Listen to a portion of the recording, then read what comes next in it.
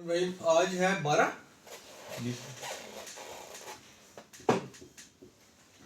So today we will learn how to examine a patient who has come to us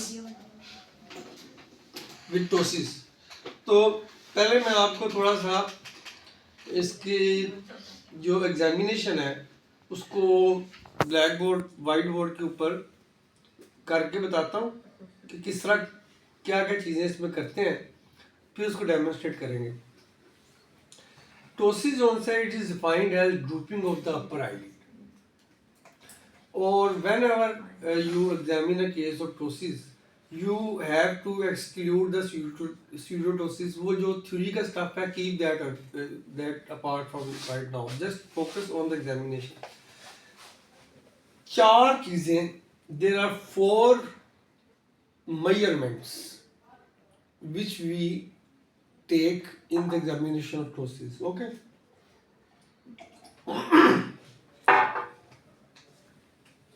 पहली है, ये अपर eyelid margin है, ये lower eyelid margin है, और ये है, ये क्या है, लिम्बस। ठीक है, तो ये इसके अंदर प्यूपिल है। अब आपने ये करना है कि मैंने आपसे कहा था ना रूलर ट्रांसपेरेंट लेके आए, उसका मकसद ये था कि आपने एक लाइट जो सी है वो पेशेंट की आंख में इस तरह डालनी है। ठीक है, और ठीक है, इस तरह लाइट डालनी है, और लाइट का जो सा रिफ्लेक्स है वो कॉर्निया के ऊपर पड़ेगा ना। उसके बाद आपने वो ट्रांसपेरेंट फुटा लेना और आपने डिस्टेंस मेजर करना है between the upper eyelid margin and this corneal reflex. तो मुश्किल काम तो नहीं है ना? We are measuring the distance between upper eyelid margin and corneal reflex जो टॉर्च से बनता है। This is called marginal reflex distance and it is named as MRD. It is one of the most simplest and most important topic जो even post graduate level में भी पूछा जाता है। Normally ये होता है यूनिवर्सली जो मेजर किया गया है लोगों में, एवरेज ये है 4.5 मिलीमीटर। ठीक है,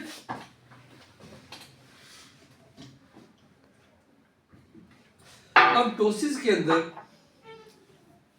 जाहिर है कि ये कम हो जाएगा ना जी सर। इधर आ गई तो फर्ज करें कि ये आ गया 2.5। आपने मेजर किया किसी पेशेंट का टोसिस में और उसका distance between upper eyelid margin और ये कॉर्नियल रिफ्लेक्स है 2.5। आप इसको जो यूनिवर्सली एक्सेप्टेड है उससे माइनस कर दें तो कितना बन जाएगा 2। तो this patient has got ptosis of 2 millimeter, which is a mild ptosis.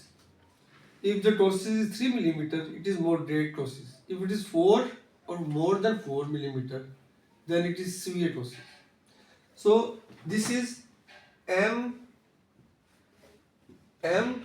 MRD number 1, first measurement जो टोसिस में आपने लेनी होती है। ये जरूर किसी ना किसी स्टेशन पे पढ़ा होता है। अभी शायद आपको इजी लग रहा है, लेकिन चूंकि आपने इतनी चीजें पैथोलॉजी और ये सब चीजें पढ़नी होती हैं तो उस वक्त ध्यान से स्किप हो सकता है। दूसरी चीज, दूसरा इससे भी सिंपल है। ये है अपर आईलिड मार्जिन, ये है लोअर आईलिड मार्जिन। ये दूसरी मेजरमेंट को बोलते हैं vertical fissure height. You have to measure the distance between the upper eyelid margin and lower eyelid margin. Simple is that. In the central point, यानी कि यहां से लेकर यहां तक, ये नॉर्मली होता है 10 to 12 मिलीमीटर। दोनों आंखों में आपने मेजर करना होता है। तो टोसिस में ज़ाहिर है ये कम हो जाएगा, अपर आईलिड नीचे हो जाएगी, ये मे बी 8 हो जाए 10 हो जाए। VFH क्या होता है? वर्टिकल फिशर हाइट, ये फिशर भी है ना, इसको वर्टिकल फिशर हाइट भी बोलते हैं, पैल्पेब्रल हाइट भी बोलते हैं। तो वर्टिकल फिशर हाइट, तो ये एब्रीविएशन थोड़ी सी याद रखें, तो इसमें भी ज़्यादा कम हो जाएगा। लेकिन ये हमें उस तरह कैटेगोरिकली बताता नहीं है कि how much is the ptosis, जिस तरह मार्डी बताता है। ठीक हो गया, ये 2 रीडिंग्स हो गई। तीसरी रीडिंग देखें, तीसरी रीडिंग है, अब ये अपर आईलिड जोन सी है वो नीचे की तरफ पेशेंट देख रहा है, और ये कैन यू इमेजिन कि ये आईब्रो है, पेशेंट नीचे देख रहा है, और ये अपर आईलिड है, और ये थोड़ा सा कॉर्निया नजर आ रहा है, और ये लोअर आईलिड है। समझ आ रही है कुछ? अच्छा, अब यहाँ पर एक क्रीज होती है जिसे बोलते हैं अपर आईलिड क्रीज। अब अगर आप एक दूसरे को देखें ना, तो जब आप नीचे देखते हैं, आप एक दूसरे को देखें नीचे देखते हैं, तो आपको एक ये अपर आईलिड मार्जिन से 8 to 10 millimetre away from the lid margin you will see a very fine crease. ठीक है, ये बनती है because of the insertion of the fibers of levator palpebrae superioris muscle। उसका जो एपोन्यूरोसिस है वो 90% फाइबर्स तो लगते हैं लेवेटर के टार्सर पेट पे, जो उसको एलिवेट करती है अपर आईलिड को। 10% फाइबर्स डायरेक्टली स्किन पे लगते हैं, और these are the fibers which make up this upper eyelid crease।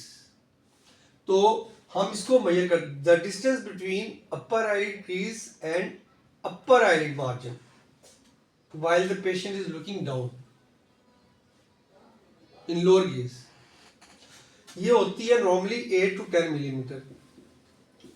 अच्छा, अब जब सिनाइटोसिस होता है, तो इसका कोई टर्म नहीं है? अपर आईलिड क्रीज मेजरमेंट होने, बस ये मेजरिंग अपर आईलिड क्रीज।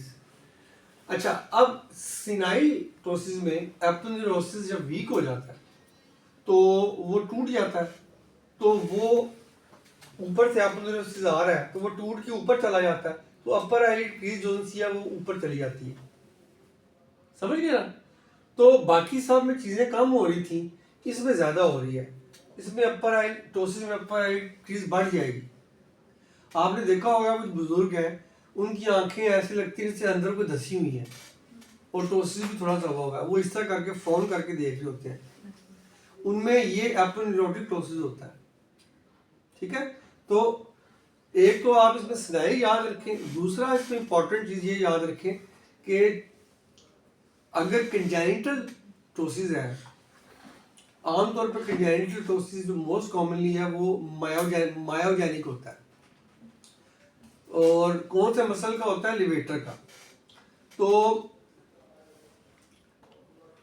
इसको डिस्मायोजेनिक टोसिस भी बोलते हैं, क्योंकि जब मैल डेवलपमेंट ऑफ द मसल होती है तो उसकी वजह से ये मसल ठीक नहीं बन पाता, और the upper eyelid crease is absent in congenital ptosis. The point two remember is that upper eyelid crease is absent in congenital ptosis. एक बच्चा पैदा हुआ है, टोसिस है, आप या आपके पास 5 साल की उम्र में आया है, आप देखेंगे अगर उसकी क्रीज नहीं है तो आप बता देंगे ये बचपन से है या बाद में हुआ है। ये होगी तीसरी रीडिंग। अब चौथी रीडिंग जो होती है, इट इज वेरी इंपॉर्टेंट, वो है, उसको बोलते हैं अपर लिड एक्सकर्शन। अपर लिड एक्सकर्शन, एक्सकर्शन का मतलब होता है ऊपर मूव करना, या आप उसकी जगह ये भी कर सकते हैं कि लिवेटर फंक्शन को चेक करने के लिए करते हैं। इसमें करते क्या है, सबसे पहले पेशेंट से आप कहते हैं कि जितना नीचे देख सकता है नीचे देखे। तो पेशेंट ने नीचे देखा, आपने अपर आईलिड की बात हम कर रहे हैं। अब यूं देखें, मैं नीचे देख रहा हूँ ना, यूं कर, जितना नीचे देख सकता है देखे। उसके बाद पेशेंट से आपने, ये उसकी है आईब्रो, ठीक है, यहां पर आपने अपना अंगूठा रखना है ताकि वो अपना फ्रंटालिस मसल ना यूज कर सके, फ्राउन ना कर सके, क्योंकि हम चेक कर रहे हैं लिवेटर फंक्शन टेस्ट। ये लिवेटर फंक्शन टेस्ट करने का तरीका है जिसको अपर लिड एक्सकर्शन भी बोलते हैं। इसमें हमने देखना ही होता है कि how much a patient can move his eyelid, upper eyelid, from lower most point two the upper most point. तो आप इधर रूलर रखेंगे और आपने नोट कर लिया ये measurement, for example this is 0। You will ask the patient after placing the finger so that he may not use his frontalis muscle. You will ask the patient to see as up as he can. तो वो फर्ज करें कि यहाँ तक देखता है। Then you will measure this point and then you will see the distance covered from the uppermost part to the lowermost part. Understood? कितना कवर किया अपर आईलिड ने? ये नॉर्मली होता है मोर देन 15 मिलीमीटर और यंग लोगों में 20 millimetre 25 millimetre से ज़्यादा होता है। अगर ये 15 मिलीमीटर से कम है तो फिर ये अब नॉर्मल है। आगे इसकी क्लासिफिकेशन के 4 से कम है तो बिल्कुल पुअर है, वो आप थ्योरी में जाके पढ़ लें, मैं उसकी डिटेल में नहीं जाऊँगा। I just want you people to know कि करते कैसे हैं। आज हम प्रैक्टिकल की बात कर रहे हैं। तो ये 4 चीज़ें हैं। पहली MRD थी, मार्जिनल रिफ्लेक्स डिस्टेंस, समझ आ गई। दूसरा वर्टिकल फिशर हाइट थी, तीसरे अपर आईलिड क्रीज, चौथा levator function test by upper lid excursion. ये भी समझ आ गया।